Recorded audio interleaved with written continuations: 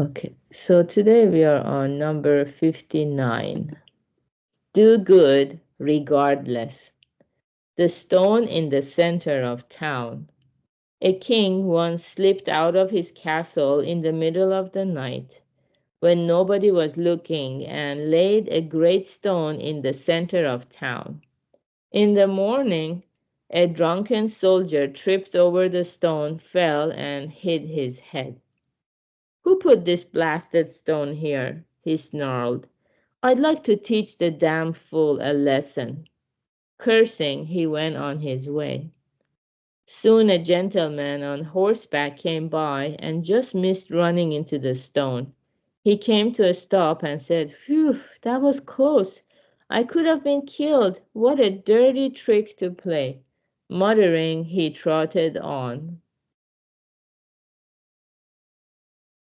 After another interval, a farmer came by, pulling his wagon. What's this? He cried. Somebody put a big stone here. It's dangerous and blocks the way. Grumbling, he gave the stone a kick and went on by. None of them thought to remove the stone. A month later, the king assembled the people in the town square and admonished them. I am the one who put the stone here, he said, but none of you made any attempt to remove it for the public good. That is a sign that my reign is flawed. Today I will personally remove the stone.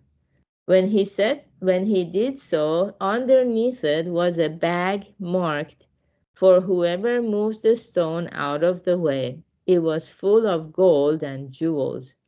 Good deeds, even those that go unseen, always bring a reward. Okay, very good. Yeah, this must have been a very famous story. I think we saw cartoons of it, animation format when we were growing up. And yeah, and it's so profound because when you hear people speak or politicians speak, people like to complain so much without realizing that precious time they use to complain can be utilized to reduce some of the suffering that we complain about.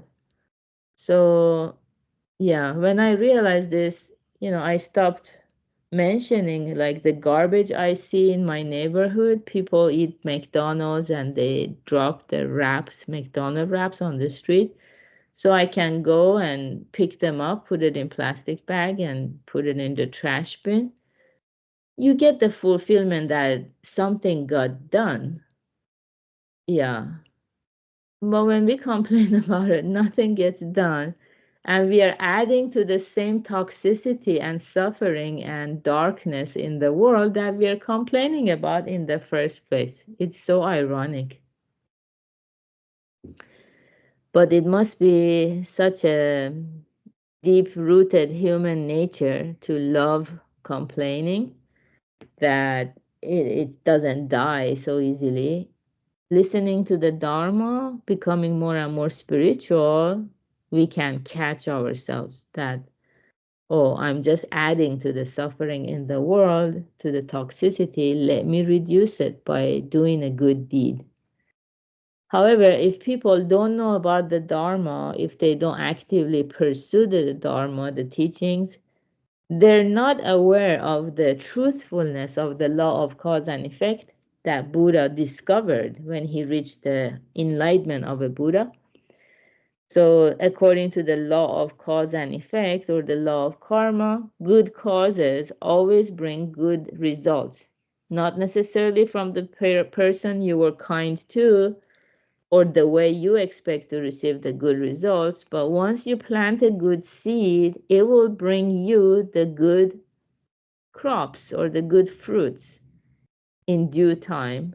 And the nature of every seed is different. So we're not the ones who can determine when the fruits will um, come to existence or when the crops will manifest. It's following the law of nature, how the causes and conditions come together to produce the effect.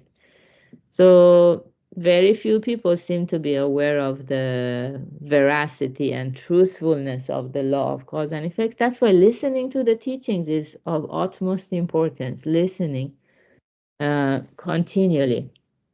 Once our doubts are dispelled, we can become unstoppable in planting good seeds and encouraging people around us to do the same. And that's how we can spread the light and positivity in the world. So, good job, everyone, for being part of this positivity, for taking care of our karma every day by doing recitation, meditation, purifying the mind, and practicing.